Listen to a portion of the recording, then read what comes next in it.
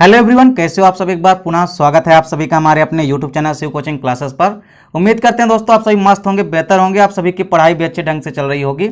आज की इस वीडियो में हम देखेंगे मानव में लिंग संलग्न वंशागति के कई सारे एग्जाम्पल देखेंगे। तो कई दिनों से कई सारे बच्चों का कमेंट भी था कि सर वंशागति से संबंधित वीडियो कब आएगी।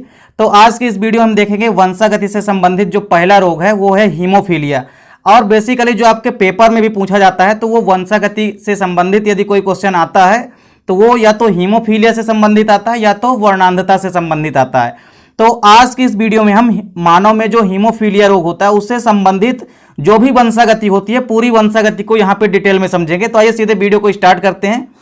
देखिए, सबसे पहले तो यहाँ पे हम थोड़ा हीमोफीलिया की डेफिनेशन समझ लेते हैं कि हीमोफीलिया एक्चुअल में होता क्या है। तो देखिए, यह मनुष्य में होने वाला बहुत ही खतरनाक रोग है, क्योंकि इसमें क्या होता है कि कोई भी व्यक्ति है, जो व्यक्ति रोगी है उसके शरीर से क्या होता है कि रक्त के जो जमने की क्षमता होती है वो क्या हो जाती है, धीरे धीरे खत्म हो जाती है।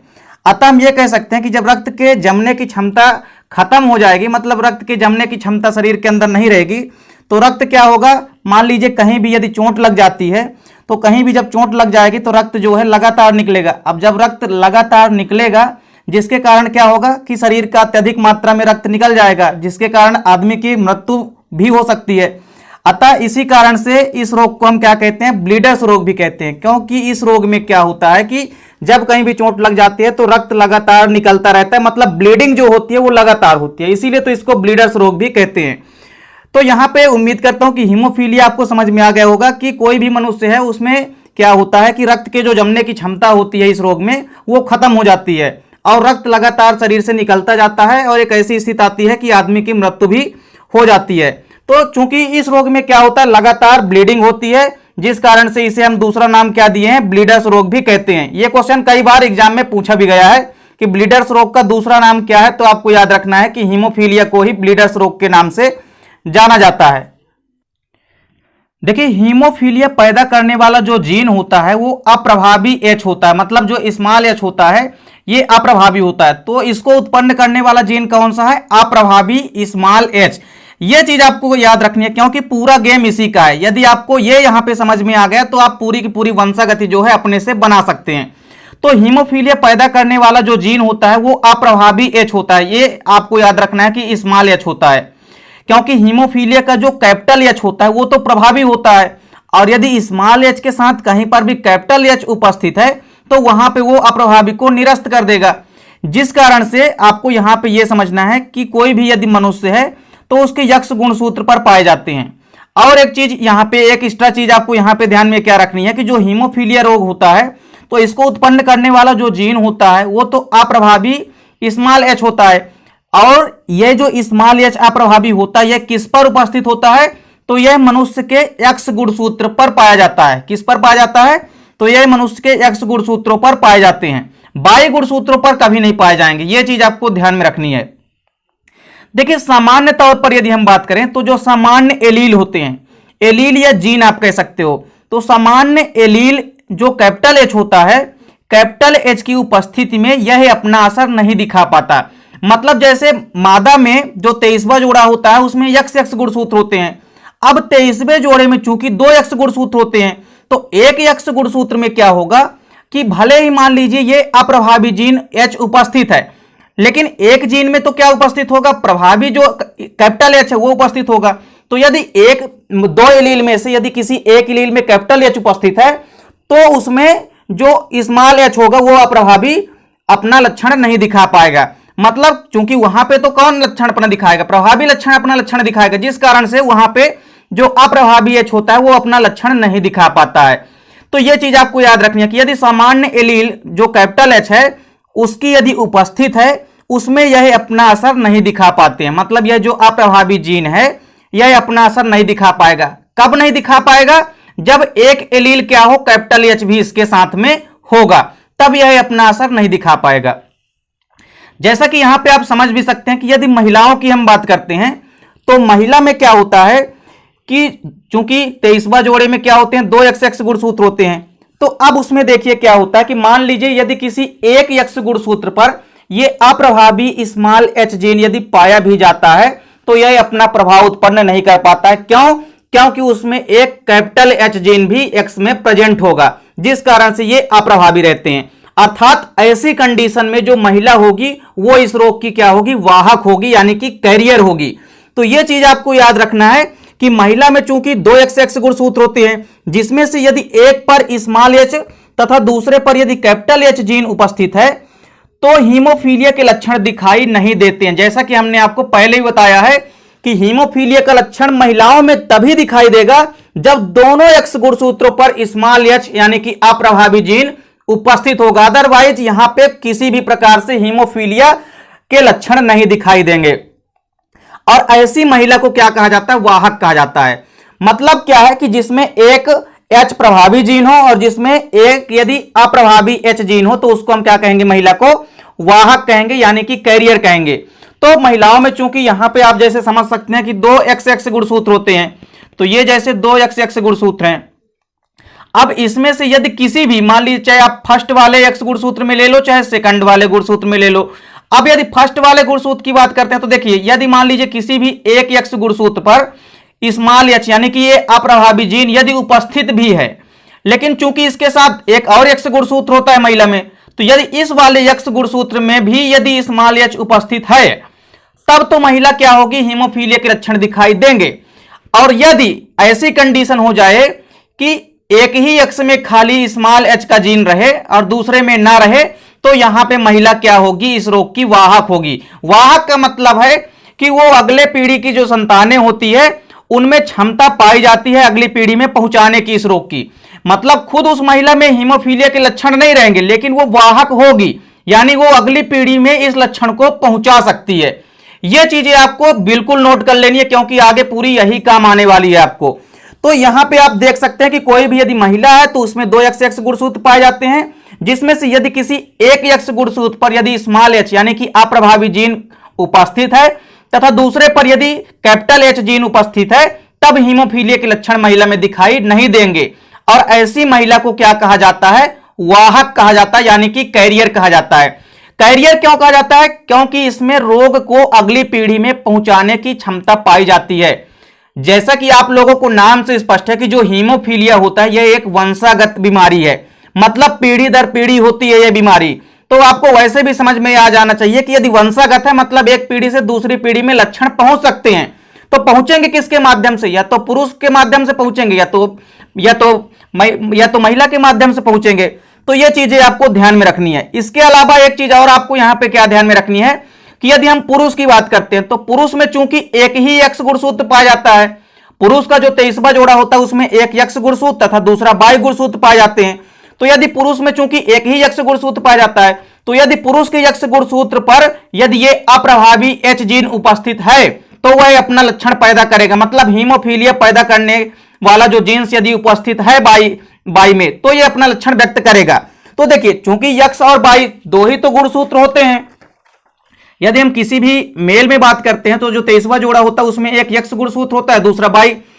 तो इसमें यदि यक्स गुणसूत्र पर उपस्थित है स्मॉल एच यानी कि अप्रभावी जीन, अब यही अप्रभावी जीन तो हीमोफीलिया पैदा करता है। तो यदि यक्स गुणसूत्र पर पुरुष के अप्रभावी जीन स्मॉल एच उपस्थित है तो पुरुष क्या होगा, हीमोफीलिक होगा। यह चीज आपको ध्यान में रखनी है। क्योंकि बाई गुणसूत्र पर तो कभी भी अप्रभावी जीन पाया नहीं जाता है, ये पाए जाते हैं केवल किसमें, एक्स गुणसूत्र पर। तो मादाओं में क्या होता है, दो एक्स गुणसूत्र होते हैं। तो जब किसी एक ही एक्स गुणसूत्र पर स्मॉल एच जीन रहेगा यानी कि अप्रभावी जीन रहेगा तो स्त्रियां क्या होगी, वाहक होगी। और यदि पुरुष में तो एक ही एक्स गुणसूत्र होता है, तो पुरुष में यदि एक्स गुणसूत्र पर इसका जीन उपस्थित होगा तो पुरुष कैसा होगा, हीमोफीलिक होगा। तो यहां पर भी वही बताया गया जैसा कि हमने आपको पहले ही बताया कि ऐसी स्थिति में उसके एक्स गुणसूत्र पर यदि अप्रभावी एच जीन उपस्थित होता है तो वह पुरुष हीमोफीलिक होता है। क्योंकि पुरुष में आप लोगों ने क्या देखा कि एक एक्स गुणसूत्र होता है और दूसरा बाई गुणसूत्र होता है। तो बाई गुणसूत्र पर तो कभी भी हीमोफीलिया के जीन नहीं पाए जाते, लेकिन एक्स गुणसूत्र पर पाए जाते हैं। तो यदि पुरुष के एक एक्स गुणसूत्र में हीमोफीलिक का अप्रभावी जीन उपस्थित है मतलब पुरुष क्या होगा, हीमोफीलिक होगा। अब चलिए यहां पे एक एक करके हम हीमोफीलिया की वंशागति समझते हैं। तो देखिए यहां पे कई सारी कंडीशन हो सकती है। कंडीशन कुछ इस तरह होगी, जैसे मान लीजिए किसी सामान्य पुरुष, जैसे मान लीजिए कोई पुरुष कैसा है, सामान्य है, मतलब उसमें किसी प्रकार से हीमोफीलिया का जो अप्रभावी जीन है वो उपस्थित नहीं है। और यदि महिला कैसी है, वाहक है। इसके अलावा दूसरी कंडीशन क्या हो सकती है कि मान लीजिए जो स्त्री है वो हीमोफीलिक है और पुरुष कैसा है, पुरुष सामान्य है। इसके अलावा तीसरी कंडीशन क्या हो सकती है कि मान लीजिए यदि स्त्री कैसी हो, वाहक हो, और साथ ही साथ पुरुष कैसा हो, हीमोफीलिक हो। चौथी कंडीशन आपके पास यह हो सकती है कि यदि सामान्य स्त्री हो और पुरुष कैसा हो, हीमोफीलिक हो। तो इस प्रकार से टोटल 4 कंडीशन बनेगी, जिसको यहां पे हम एक एक करके यहां पे क्रमशः समझेंगे। तो सबसे पहले स्टार्ट करते हैं हम। मान लीजिए यदि किसी पुरुष की बात करते हैं, तो पुरुष यदि क्या हो, सामान्य हो, तो सामान्य पुरुष तथा वाहक स्त्री द्वारा उत्पन्न संतानों में हीमोफीलिया की वंशागति देखेंगे। सबसे पहले हम क्या देखेंगे कि यदि पुरुष कैसा हो, सामान्य हो, और स्त्री कैसी हो, रोग की वाहक हो, तब उत्पन्न होने वाली संतानों में हीमोफीलिया की वंशागति कैसी होगी। मतलब जो पुत्र या पुत्रियां उत्पन्न होगी यौवन पीढ़ी में, तो उनमें किसके होने की संभावना ज्यादा रहेगी, वो क्रमशः वंशागति कहलाती है। वंशागति में अब आप देखेंगे सबसे पहले जो कि हम बात कर रहे हैं सामान्य पुरुष तथा वाहक स्त्री की। तो अब देखिए, अब हमारे पास यहां पे क्या है कि मान लीजिए जब कोई सामान्य पुरुष हो, तो जब कोई पुरुष सामान्य होगा मतलब खाली XY गुणसूत्र होगा उसमें, क्योंकि किसी प्रकार से पुरुष यहां पे क्या है, सामान्य है, मतलब हीमोफीलिया का जो अप्रभावी जीन है वो उपस्थित नहीं होगा 23वें जोड़े के गुणसूत्र में।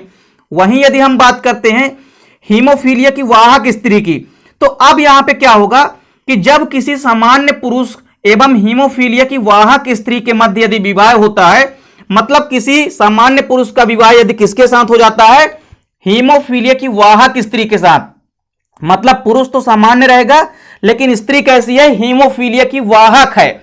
वाहक का मतलब है कि स्त्री में चूंकि XX गुणसूत्र होते हैं, जिसमें से किसी एक X गुणसूत्र पर जो स्मॉल h है यानी कि अप्रभावी जो जीन होता है हीमोफीलिया का, वो उपस्थित होता है। तो यहां पे आप लोगों को देखना है कि जब किसी सामान्य पुरुष एवं हीमोफीलिया की वाहक स्त्री के मध्य विवाह होता है, तो यौवन पीढ़ी में क्या उत्पन्न होगा, यौवन पीढ़ी में 50% जो पुत्र उत्पन्न होंगे वो तो कैसे होंगे, हीमोफीलिक होंगे, एवं 50% सामान्य पुत्र भी प्राप्त होते हैं। वहीं यदि हम पुत्रियों की बात करते हैं यानी डाटर की यदि हम बात करते हैं, तो डाटर में प्राप्त होने वाली जो संततियां होती है उनमें 50% जो डाटर होंगी वो कैसी होंगी, सामान्य होंगी, और 50% कैसी होंगी, वाहक होंगी यानी कि कैरियर होंगी।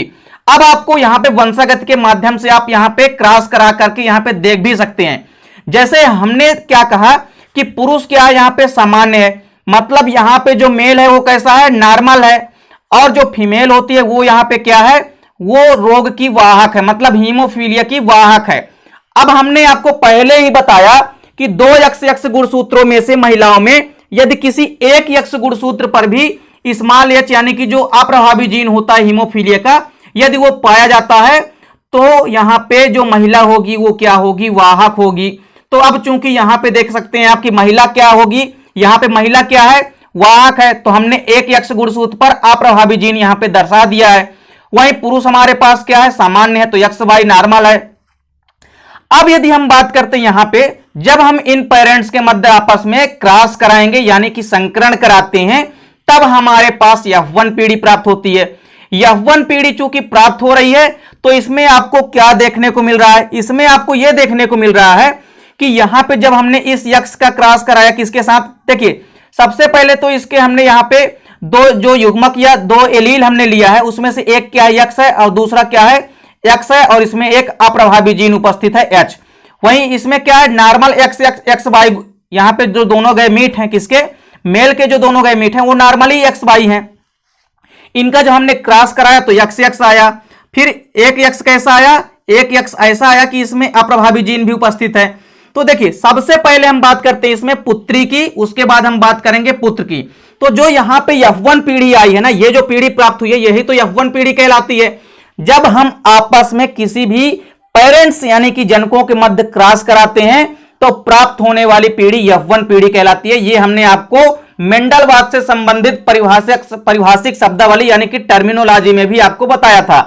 तो यहां पे आपको एक चीज देखने को मिल रही है कि जो इसका रिजल्ट आपके सामने नजर आ रहा है, इसमें जो पुत्री होती है इसमें से 50% जो पुत्रियां प्राप्त हो रही है वो कैसी हैं, सामान्य है। देखिए जहां पे यक्स यक्स दिखाई दे देना वहां पे आपको समझ जाना है कि ये क्या है, पुत्रियां हैं यानी कि डाटर हैं। तो यहां पे यक्स यक्स एक यहां पे है और यक्स यक्स यहां पे है। तो आधे यक्स यक्स कैसे आ रहे हैं, सामान्य आ रहे हैं। मतलब यदि ओवरऑल हम 100% में निकालें तो 50% यहां पे क्या आएंगे, सामान्य स्त्रियां आएंगी या सामान्य पुत्री प्राप्त होगी। वहीं 50% कैसी प्राप्त होंगी, जो इस रोग की वाहक होंगी। अब देख सकते हैं आप, क्योंकि इस वाले यक्स यक्स गुणसूत्र में एक यक्स गुणसूत्र पर अप्रभावी जीन उपस्थित है, मतलब यहां पे जो पुत्री प्राप्त हो रही है वो क्या है, रोग की वाहक है, हीमोफीलिया की वाहक है। तो 50% जो संतानें प्राप्त होगी वो सामान्य होंगी, वहीं जो 50% जो पुत्री प्राप्त होंगी या डाटर प्राप्त होंगी वो कैसी होंगी, रोग की वाहक होंगी। वहीं यदि हम पुत्र की बात करते हैं यानी कि यक्स वाई, जैसे यहां पे आपको सन यानी कि पुत्र की बात होगी, आपको सबसे पहले क्या देखना है, खाली यक्स वाई की ओर देखना है। तो यक्स वाई में देखिए एक यक्स वाई तो आपको नॉर्मल दिखाई दे रहा है, लेकिन दूसरे यक्स वाई में क्या हो रहा है कि इस वाले यक्स में क्या हो रहा है, अप्रभावी एच जीन यहां पे क्या है, उपस्थित है, जिस कारण से आधे हम कह सकते हैं कि 50% पुत्र कैसे हैं, सामान्य प्राप्त हो रहे हैं, लेकिन 50% कैसे प्राप्त हो रहे हैं, हीमोफीलिक पुत्र जो हैं प्राप्त होते हैं। तो ये रही हमारे पास पहली कंडीशन कि यदि किसी सामान्य पुरुष तथा वाहक स्त्री के मध्य विवाह हो जाए तो होने वाली संतानों में हीमोफीलिया की वंशागति क्या होगी। चलिए, तो उम्मीद करता हूं ये आपको समझ में आ गया होगा। इसके बाद जो दूसरी कंडीशन है, दूसरी कंडीशन में देखिए क्या होता है कि अब यदि किसी सामान्य स्त्री का विवाह किसी भी हीमोफीलिक पुरुष के साथ कर दिया जाए तो उसमें हीमोफीलिया की वंशागति कैसी होगी, यह हमारी दूसरी कंडीशन है। पहली कंडीशन में हमने क्या देखा कि पुरुष कैसा था, सामान्य था, लेकिन स्त्री कैसी थी, वाहक थी। अब दूसरी कंडीशन हमारे पास यह है कि यहां पे सामान्य स्त्री है लेकिन पुरुष कैसा है, हीमोफीलिक। तो यदि किसी सामान्य स्त्री और हीमोफीलिक द्वारा उत्पन्न संतानें होती है उसमें किस प्रकार की हीमोफीलिया की वंशागति होगी, यह हम समझते हैं। तो देखिए, जब हम यदि किसी भी सामान्य स्त्री का विवाह जो है वो किसी भी हीमोफीलिक पुरुष के साथ हो जाता है, तब यौवन पीढ़ी में इनसे उत्पन्न संततियों में क्या होता है, सभी पुत्रियां जो होती है वो वाहक होती हैं तथा सभी पुत्र सामान्य प्राप्त होते हैं। अब आपको यहां पे वंशागति जब आप कराएंगे ना इनकी, तब आपको यहां पे पता चलेगा कि किस प्रकार से पूरे के पूरे जो पुत्रियां होती है वो वाहक प्राप्त होती हैं और सभी के सभी जो पुत्र होते हैं वो कैसे प्राप्त होते हैं, सामान्य प्राप्त होते हैं। तो सबसे पहले तो आपको यह गौर करना है कि हमने कंडीशन क्या लिया है कि सामान्य स्त्री, मतलब स्त्री में जो 23वां गुणसूत्र होगा, 23वां जोड़ा, उसमें यक्स यक्स होगा। किसी भी प्रकार से अप्रभावी जो एच जीन है हीमोफीलिया का वो नहीं पाया जाएगा। क्यों? क्योंकि सामान्य स्त्री है, इसलिए सामान्य स्त्री में यक्स यक्स में किसी भी प्रकार से कोई अप्रभावी जीन नहीं पाया जाएगा। तो इसके अलावा आप दूसरी कंडीशन क्या है कि पुरुष कैसा है, हीमोफीलिक है। मतलब पुरुष जब हीमोफीलिक होगा तो क्या होगा, उसके यक्स गुणसूत्र पर जो अप्रभावी जीन है वो उपस्थित होगा। तो हमने यहां पे क्या लिया है दूसरी कंडीशन में कि स्त्री कैसी है, नॉर्मल है यानी कि सामान्य है, और पुरुष कैसा है, हीमोफीलिक है। तो पुरुष यहां पे हीमोफीलिक है, इसलिए यहां पे पुरुष का जो यक्स क्रोमोसोम होता है इसमें अप्रभावी हीमोफीलिया का जीन जो है स्मॉल एच पाया जाएगा। अब जब हम इन दोनों पेरेंट्स के मध्य आपस में जनकों के मध्य क्रॉस कराएंगे तो यहां पे यौवन पीढ़ी कुछ इस कदर से प्राप्त होगी, जहां पे आपको क्या देखने को मिल रहा है कि जो पुत्रियां होती है, पुत्रियां यानी कि यक्स यक्स आपको देखना है, तो यक्स यक्स एक यहां पे है और एक यक्स यक्स कहां पे है, यहां पे है, मतलब दोनों जगह यहां पे फीमेल है। तो दोनों फीमेल में आपको कॉमन सी चीजें देखने को मिल रही है कि दोनों में क्या है कि एक एक यक्स गुणसूत्र पर हीमोफीलिया का अप्रभावी जीन उपस्थित है।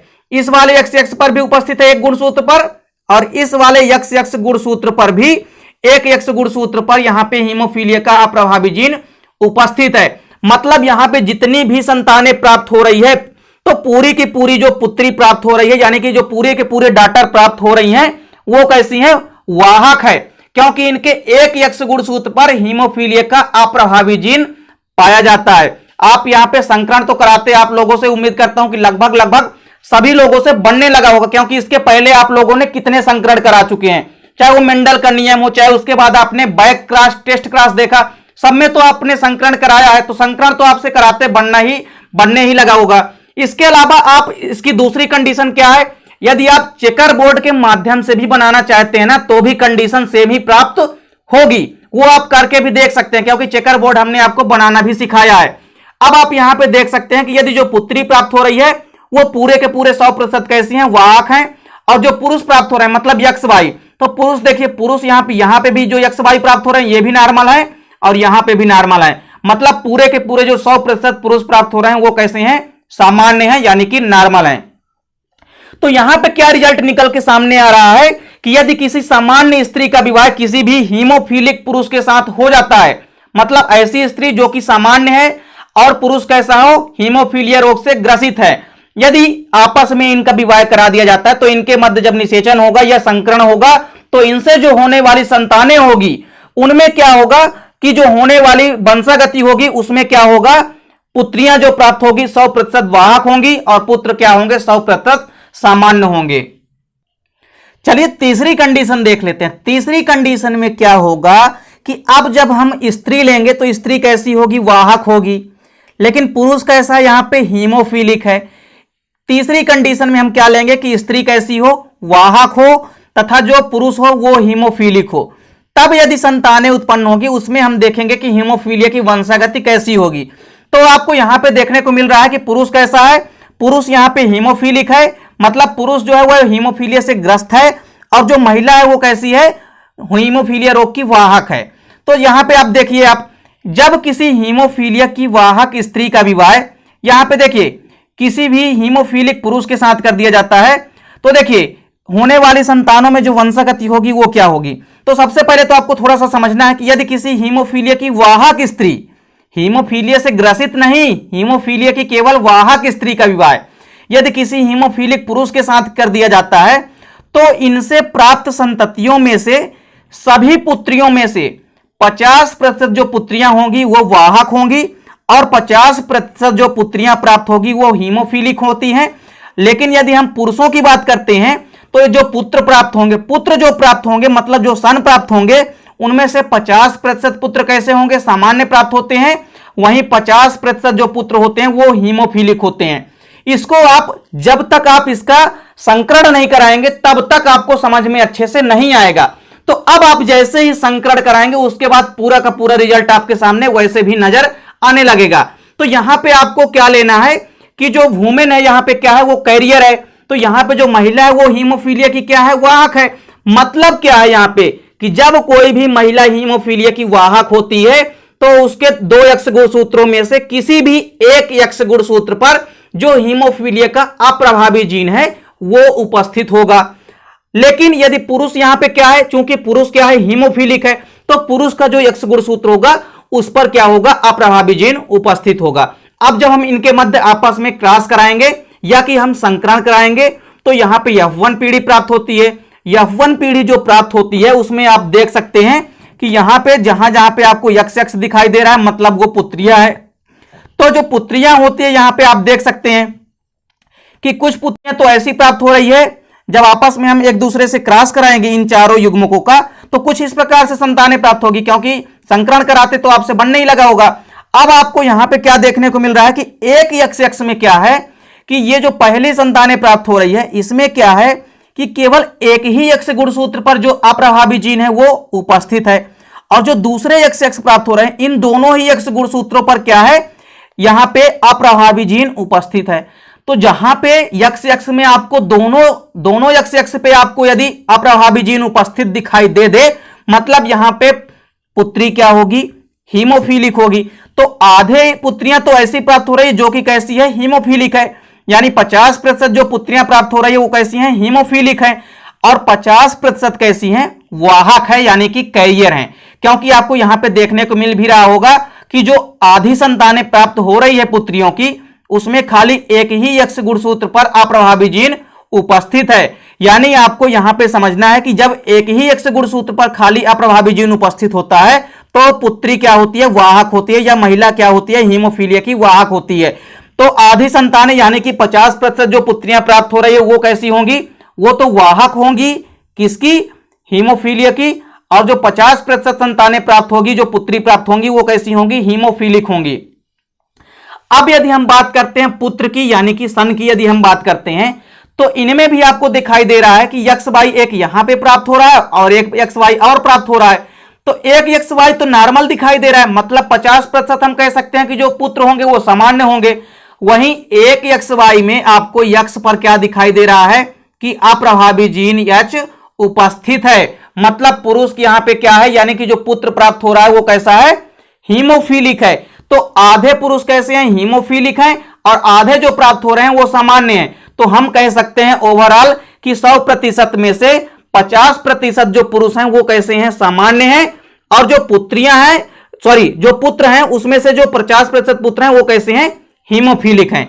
तो तीसरी कंडीशन भी आपको समझ में आ गई होगी कि यदि किसी वाहक स्त्री का विवाह किसी भी हीमोफीलिक पुरुष के साथ कर दिया जाए तो पुत्री या पुत्रों में वंशागति कैसी उत्पन्न हो सकती है। अब इसके बाद एक आखिरी कंडीशन है, और आखिरी कंडीशन क्या है कि यदि किसी हीमोफीलिक स्त्री हो तथा उसका विवाह किसके साथ हो जाए, सामान्य पुरुष के द्वारा हो जाए। तो किसी भी हीमोफीलिया की यदि हीमोफीलिया से ग्रसित स्त्री है उसका विवाह अब हम किसके साथ कराएंगे, किसी भी सामान्य पुरुष के साथ।